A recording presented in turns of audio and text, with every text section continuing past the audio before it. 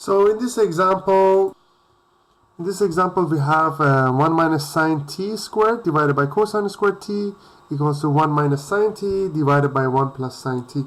So let's see how to do it. As we mentioned earlier, for this kind of questions we need to cross multiply. So we have 1 minus sine t and its bracket squared, so 1 plus sine t, which we have it here, equals to 1 minus sine t times cosine squared t. So as you know, here we have squared, so it basically will be 1 minus sine t times 1 minus sine t times 1 plus sine t equals to 1 minus sine t times cosine squared t.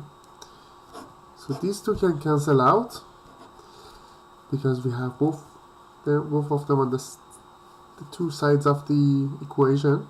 And here we have 1 minus sine t times 1 plus sine t. As you know, we have difference of squares, and we know 1 minus sine t is always equals to cosine squared t. So 1 minus sine squared t equals to cosine squared t.